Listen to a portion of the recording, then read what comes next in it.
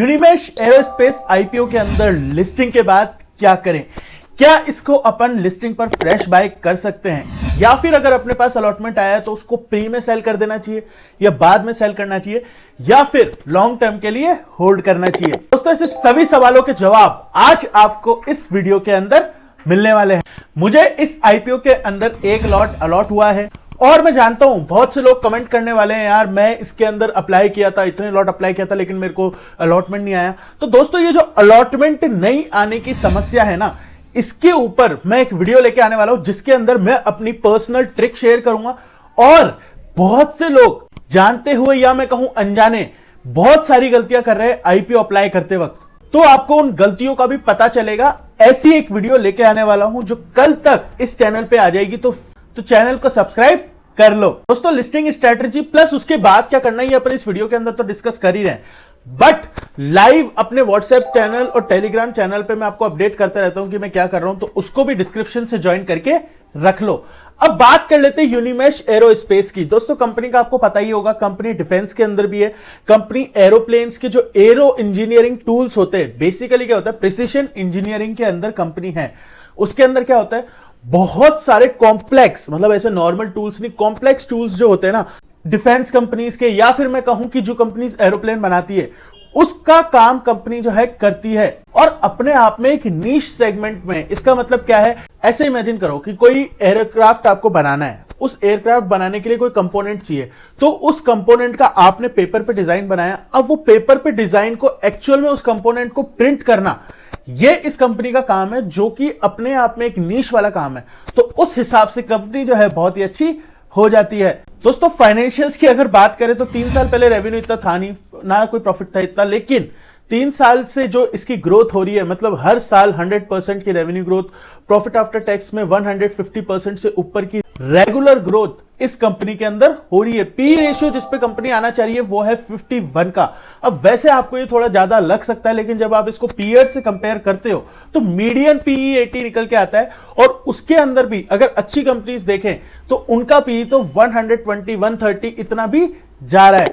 अब दोस्तों, अगर आपके पास ये अलॉटमेंट आया तो क्या इसको आपको होल्ड करना चाहिए या फिर सेल करना चाहिए, या फिर लिस्टिंग पर ही थोड़े टाइम में बेच देना चाहिए? चलिए डिस्कस करते हैं। सबसे पहले तो मैं एक चीज बता दूं, अगर आप शॉर्ट टर्म वाले हो या फिर आईपीओ वाले हो तो आपको ज्यादा दिमाग लगाने की जरूरत नहीं है, क्योंकि कंपनी अच्छी है। लेकिन अगर आप आईपीओ वाले तो ऑब्वियसली आपका मोटिव यही है, आईपीओ लगाओ, आईपीओ आया उससे प्रॉफिट कमाओ। तो उसके लिए आपको क्या करना है, उसके अंदर भी अपन ज्यादा अर्न कर सकते हैं जब मैं आपको स्ट्रेटजी बताता हूं, उस स्ट्रेटजी को फॉलो करके।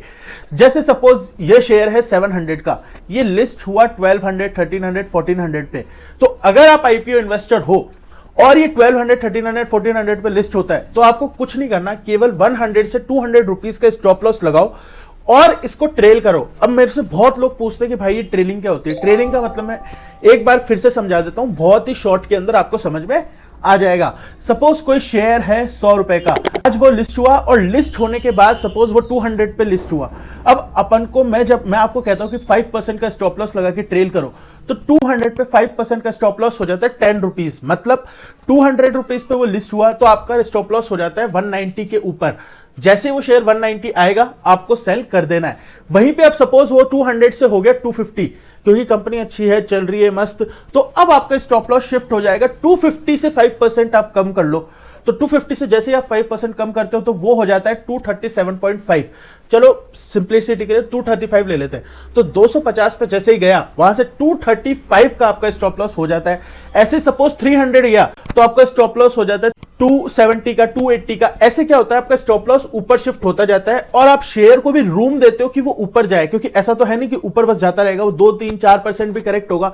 लेकिन जैसे ही वो 5% से ज्यादा करेक्ट होता है फिर आप उसको सेल कर सकते हो। इस स्ट्रेटजी का बेनिफिट क्या है कि आपने शेयर को बढ़ने का भी चांस दे दिया, प्लस जैसे ही वो गिर रहा है तो सही टाइम पे आपकी एग्जिट भी हो गई। इस स्ट्रेटजी को बैक टेस्ट करके मैं बहुत सारे आपके पास लेके आ जाऊंगा प्रूफ, लेकिन शॉर्ट में यही है कि अगर मैं 6 मंथ्स का टाइम फ्रेम लेता हूं ना, तो ये स्ट्रेटजी सबसे बेस्ट प्रूव होती है, क्योंकि मैंने पर्सनली मैं इसको खुद बहुत अच्छे से फॉलो करता हूं। लेकिन इसकी सबसे बड़ी कमी यही है कि जब 250 से 240 या 235 जब जाता है, तब लोगों का साइकोलॉजिकल ऐसे करता है कि यार नहीं यार, वापस 235 250 आएगा, वापस 260 जा सकता है, ये वो। वहां पे नहीं फंसना दोस्तों। Rules are meant to be followed. अगर अपन कोई बना रहे हैं स्ट्रेटजी तो उसको फॉलो करो। ऐसा नहीं है कि आपको क्या बोलते हैं ये होगा कि आपका जैसे स्टॉप लॉस ट्रिगर हुआ, आपका स्टॉप लॉस ट्रिगर होकर वापस शेयर भाग गया। मैं कह रहा हर बार ऐसा होगा कि आपका जो स्टॉप लॉस ट्रिगर होकर वापस नीचे चला जाएगा, लेकिन मोस्ट ऑफ द टाइम ऐसा होगा जब आप 5 से 10% का स्टॉप लॉस लगाओगे और वो शेयर बहुत अच्छा भाग के फिर जो है नीचे चला जाएगा। एक लेटेस्ट एग्जांपल मैं आपको दे देता हूं, एनवायरो इंफ्रा।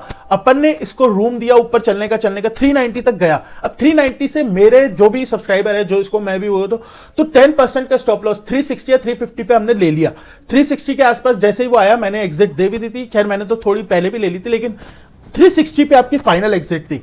आज वो स्टॉक 315 पर है। क्या वापस ऊपर नहीं जा सकता? बिल्कुल जा सकता है, लेकिन जब अपन रूल्स बनाते हैं तो उनका फायदा भी अपन को नजर आता है। वैसे ही यूनिमेश एरोस्पेस के अंदर आपको क्या करना है, ध्यान से सुनना। सपोज 1300-1400 के ऊपर लिस्ट होता है, 100 से 150 रुपीज का एसएल लगाओ as per your risk appetite, लेकिन मिनिमम 5% का जरूर रखना, क्योंकि 5% का रूम भी अगर आप नहीं दोगे ना तो फिर वो शेयर ना तो बढ़ पाएगा ढंग से, ना आपका कुछ फायदा मिल पाएगा। फिर तो आप अपने हिसाब से सेल कर दो, उसका कोई सेंस नहीं है। तो 5% का ऐसे आप उसको स्पेस दोगे, तब वो शेयर जो है आपको ऊपर जाके और भी फायदा दे सकता है। और ये प्रूव हुआ है पहले भी कि अगर कोई जैसे डिफ्यूजन इंजीनियरिंग हो गया और ये एनवायरो इंफ्रा में आपको बता ही रहा हूं, ऐसे बहुत से शेयर है। चाहे आप प्रीमियर एनर्जीज ले लो, प्रीमियर एनर्जीज का भी ये था। इसको तो मैंने लिस्टिंग डे पे आपको बताया था, जब वो 1000 पे लिस्ट हुआ था, मैंने कहा था कि मैं इसको सेल नहीं कर रहा। बहुत से लोगों ने सेल नहीं किया था उस टाइम पे मेरे कहने पे। फिर वो शेयर जो है 900 तक गया था आई थिंक, बट फिर भी मैंने उसके अंदर कहा था कि आप स्टॉप लॉस थोड़ा सा डीप रखो। क्यों? क्योंकि वो 100% के आसपास लिस्ट हुआ था, तो आप ले सकते हो भाई। अपन ये सोच ले कि लिस्टिंग 80% हुआ है, तो वैसे करके 20% का स्टॉप लॉस आप ले सकते हो अगर आप में कैपेसिटी है और आप और एक्स्ट्रा कमाना चाहते हो तो उस हिसाब से फिर हमने रखा था कि भाई हाँ रखेंगे। और फिर वो स्टॉक 1300-1400 तक आराम से गया। तो अपन को थोड़ा सा रिस्क लेके रिवॉर्ड जो बहुत अच्छा मिल जाता है, और लेकिन रिस्क जब आप लो तो फिर वो 5% 10% को हिट कराने के लिए भी रेडी हो। अब दोस्तों बात कर लेते हैं लॉन्ग टर्म वालों की। लॉन्ग टर्म के लिए शेयर जो है ना बहुत ही धांसू है। सबसे पहले तो मार्केट कैप कंपनी का बहुत कम है। डिफेंस सेक्टर के अंदर कंपनी है प्रिसीशन इंजीनियरिंग, जो बहुत अच्छा सेगमेंट अभी चल रहा है। उसके अलावा ग्रोथ रेट बहुत ही शानदार है। अभी आप सोचो 40 करोड़ के प्रॉफिट है इसके टोटल, ये कल को जाके 80 करोड़ 100 करोड़ 200 करोड़ होंगे, तो ये share multibagger return future में दे सकता है। लेकिन ऑब्वियसली लिस्ट होते ही थोड़ा सा महंगा हो जाएगा, तो अपन को कुछ नहीं करना। अगर आपके पास आईपीओ आया है ना तो इसको होल्ड करो। अगर आप लॉन्ग टर्म वाले हो तो, शॉर्ट टर्म वाले हो तो मैं उनकी बात नहीं कर रहा, उनके लिए मैंने आपको बता दिया, लेकिन लॉन्ग टर्म वाले हो तो ये डेफिनेटली होल्ड कैटेगरी के अंदर आता है। अब बात कर लेते हैं फ्रेश बाइंग अपॉर्चुनिटी की। दोस्तों जब ऐसी कंपनी लिस्ट होने वाली होती है ना तो 100% ऐसा नहीं कि उसके अंदर आपको अपॉर्चुनिटी नहीं मिलती, लेकिन कई बार क्या होता है कि बहुत ज्यादा जब फैंसी होती है ना तब वो इतने पे लिस्ट हो जाती है कि वहां से फिर सेफ्टी मार्जिन बहुत ही कम होता है। तो इस स्टॉक के अंदर कितने पे अपना सेफ्टी मार्जिन रहेगा, कितने पे अपना बाय कर सकते हैं और कितने पे बाय करने के बाद शॉर्ट टर्म टारगेट हो सकते हैं, चलिए जानते हैं। देखो ये स्टॉक की प्राइस रेंज जो है शायद 700 के आसपास है। मैं ये मान के चल रहा हूं कि एटलीस्ट ये जो है डबल से ऊपर खुलेगा।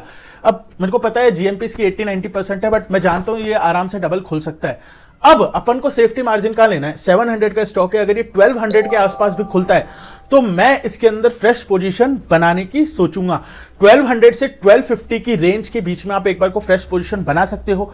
इसके शॉर्ट टर्म टारगेट्स मेरे अकॉर्डिंग 1500 तक रह सकते हैं, लेकिन मैं आपको बाय करने के लिए अभी नहीं बोल रहा। आपको कुछ नहीं करना, व्हाट्सएप टेलीग्राम ज्वाइन करके रख लो, अगर अपॉर्चुनिटी बनती है तो मैं आपको बता दूंगा। बाकी अगर 1200 के नीचे ये लिस्ट होता है तो 100% आप शॉर्ट टर्म के लिए इसको बाय कर सकते हो। अगर ये 1400-1500 के ऊपर लिस्ट होता है तो फिर अपन डिमांड देख के, कि क्या पता और भी ज्यादा डिमांड हो, क्योंकि जो इंडस्ट्री के कई अच्छे प्लेयर है उनका पी रेशियो 150 के ऊपर भी चल रहा है। तो अगर ये उस कैटेगरी की कंपनी हुई तो हो सकता है इसको ले जाएं ऑपरेटर। प्लस QIB के अंदर ये 300 टाइम्स हुआ है, तो कुछ तो रीजन है जिसकी वजह से QIB ने इसको इतना सब्सक्राइब किया था। तो अब आपको मैंने, अगर आपके पास अलॉटमेंट आया तो क्या करना है वो बता दिया। लॉन्ग टर्म के लिए रखना चाहिए या नहीं ये मैंने आपको बता दिया। फ्रेश बाइंग रेंज मैंने आपको बता दी। अब क्या करना है आपको, अब आपको इस वीडियो को लाइक करना है, चैनल को सब्सक्राइब करना है, मजा आया तो कमेंट करना है, और व्हाट्सएप और टेलीग्राम ज्वाइन करके तो रखना ही है, उससे अपन को सिर्फ फायदा होगा। और दोस्तों अलॉटमेंट अगर नहीं आया ना तो वो वीडियो जो मैं लाने वाला हूं कल, उसको चेकआउट जरूर कर लेना, आपको डेफिनेटली बेनिफिट मिलेगा। मिलेंगे किसी और वीडियो में, बाय।